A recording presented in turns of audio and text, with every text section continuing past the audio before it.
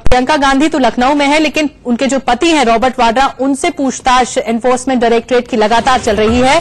और इस वक्त की टॉप न्यूज आपको बता दें, वाड्रा से ईडी बीकानेर जिले में कथित जमीन डील के मामले में लगातार, जी हां, लगातार पूछताछ कर रही है। बीकानेर लैंड केस के मामले में पूछताछ हो रही है। लंच ब्रेक तक का वक्त दिया गया था रॉबर्ट वाड्रा को और वो बाहर निकले थे। अब फिर पूछताछ फिर से शुरू हो चुकी है, ये जानकारी मिल रही है। जयपुर में रॉबर्ट वाड्रा से पूछताछ चल रही है और एनफोर्समेंट डायरेक्टरेट की टीम लगातार सवाल जवाब कर रही है। लैंड डील का ये पूरा मामला है कि आपको बता दें तो 2015 में ये लैंड डील हुई थी और ईडी बीकानेर की 360 एकड़ जमीन सौदे की जांच कर रही है, जो कि ये बहुत महत्वपूर्ण है। और ये जमीन को लेकर सवाल उठे थे कि बीकानेर के कोलायत में खरीदी गई थी, लेकिन इस खरीद को लेकर ही धांधली हुई। ये जमीन बाद में वाड्रा ने बेच दी और फिर ये मामला उठा जमीन में धांधली को लेकर। राजस्थान सरकार ने फिर सौदे को रद्द कर दिया था। जमीन से जुड़ा ये सौदा जो बीकानेर लैंड केस है, राजस्थान सरकार ने इसे रद्द किया था। जमीन गलत तरीके से निजी फायदे के लिए निजी क्षेत्र को देने का आरोप है और निजी क्षेत्र को देने के आरोपों के तहत ही यहां पर धांधली हुई। स्काईलाइट हॉस्पिटैलिटी पर आरोप है वाड्रा की कंपनी पर।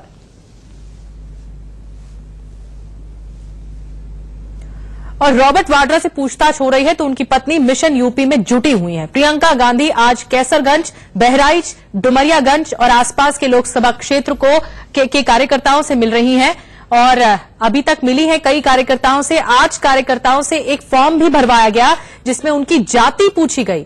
अपने आप में ये बहुत अहम है और फॉर्म भरवाने के साथ साथ जाति भी पूछी गई। इस फॉर्म में क्या कुछ है ये आपको देखिए बता रहे हैं। ये इसकी एक एक्सक्लूसिव तस्वीर आपको दिखा रहे हैं।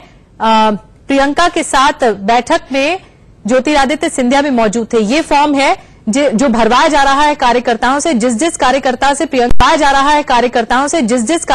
प्रियंका गांधी मिल रही हैं, उससे एक फॉर्म भरवाया जा रहा है, डिटेल्स ली जा रही हैं और फॉर्म में ये भी बाकायदा है कि आपकी जाति क्या है। ये पूछा गया है कि आपकी जाति क्या है।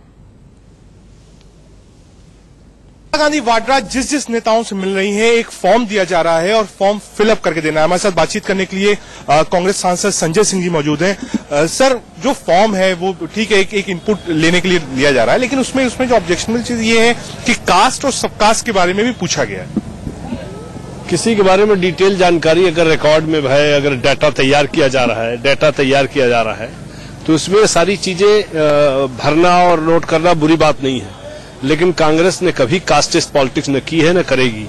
इसके बारे में आप निश्चिंत रहें। सर, जो तीसरी चौथी लाइन है वो सोशल मीडिया से रिलेटेड है, उसमें ट्विटर की जानकारी दी गई है। बकायदा पूछ रही कितने फॉलोअर्स हैं, आप ट्विटर पे हैं या नहीं, व्हाट्सएप नंबर क्या है। तो क्या सोशल मीडिया पे भी एम्फेसिस रहेगी कांग्रेस पार्टी की? 2014 में बड़ा रोल था सोशल मीडिया का। ऐसा है, राजीव गांधी जी को हम लोगों का आभार मानना चाहिए कि उन्होंने देश में टेक्नोलॉजी और इंफॉर्मेशन टेक्नोलॉजी ये बहुत ज्यादा डेवलप की और आज उसी के भरोसे देश की इकोनॉमी में, देश के कम्युनिकेशन में, देश के कनेक्टिविटी में बहुत बड़ा रोल है। ये सारी जानकारियां तो डाटा में होनी ही चाहिए। मिशन उत्तर प्रदेश पर जुट गई हैं प्रियंका गांधी और कार्यकर्ताओं से बाकायदा फॉर्म भरवाया जा रहा है। रजत, जैसा कि आपने रजत की रिपोर्ट देखी, रजत राकेश टंडन हमारे साथ अब लाइव जुड़ चुके हैं, उनके पास चलते हैं। रजत, हालांकि आपसे जब सवाल जवाब चल रहा था तो वो तो ये कह रहे थे कांग्रेस के कार्यकर्ता कि कांग्रेस कास्टिज्म पॉलिटिक्स में कभी पड़ती नहीं है, जाति के आधार पर राजनीति करती नहीं है। तो फिर ये क्या बात हुई कि बाकायदा कार्यकर्ताओं से फॉर्म भरवाया जा रहा है, रायशुमारी ली जा रही है और जाति भी पूछी जा रही है? देखिए, इस फॉर्म का दो पहलू है जो मुझे समझ में आता है। पहला पहलू ये है कि प्रियंका गांधी भी चाहती हैं कि उनको पता हो कि कौन कौन सी कास्ट से, सब कास्ट से, कम्युनिटीज से उनके लोग आते हैं जिनको उस कास्ट और कम्युनिटी का लीडर प्रियंका गांधी उत्तर प्रदेश में डेवलप कर पाए। क्योंकि उत्तर प्रदेश में अगर आपको लड़ाई लड़नी है और मेजरली यहाँ के छत्र मुलायम सिंह यादव यानी समाजवादी पार्टी, अखिलेश यादव और बहुजन समाज पार्टी से, तो कास्ट इक्वेशन को आपको ध्यान में रखना पड़ेगा।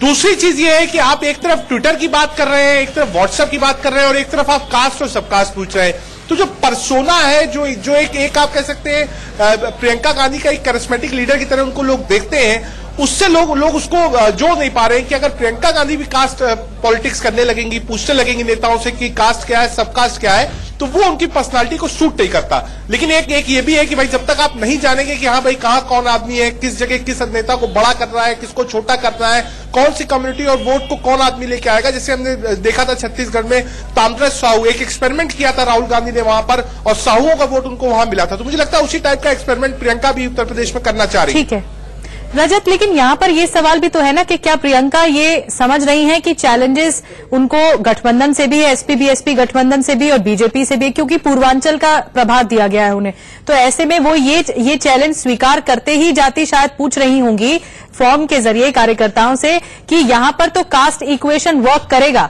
जो कि एसपी बीएसपी गठबंधन के जो एसपी बीएसपी के जो आला नेता हैं वो तो ये सोच कर बैठे हैं कि उन्हीं को ही वोट बैंक की पॉलिटिक्स, कास्टिज्म पॉलिटिक्स जो होती है वो उन्हीं के हिस्से जाती है। तो शायद प्रियंका गांधी इस चैलेंज को स्वीकार कर चुकी हैं और तभी भी पूछा जा रहा होगा। देखिए, बिल्कुल जब मायावती मुख्यमंत्री बनी थी तो एक बड़ी सोशल इंजीनियरिंग थी जिसमें ब्राह्मण, बैकवर्ड और मुस्लिम तीनों कॉम्बिनेशन ने वोट किया था, वो सोशल इंजीनियरिंग थी। उसके बाद अखिलेश आए, अखिलेश यादव को हाँ यूथ ने वोट किया, लेकिन हाँ जो आप कह सकते हैं ओबीसी वोटर्स था और साथ ही साथ मुस्लिम वोटर था, उसने वोट किया। बीजेपी की बात आए तो एक वेव पे चुनाव था, लेकिन हाँ अपर कास्ट खुलकर सामने आई और बीजेपी को वोट किया। तो मुझे लगता है कि इन सारे चुनाव को देखने के बाद ठीक है, ओवरऑल सिचुएशन ये है रजत की फिलहाल प्रियंका गांधी पूरी तौर पे ध्यान दे रही हैं और रणनीति बनाने की कोशिश कर रही हैं पूर्वी इलाकों में उत्तर प्रदेश के।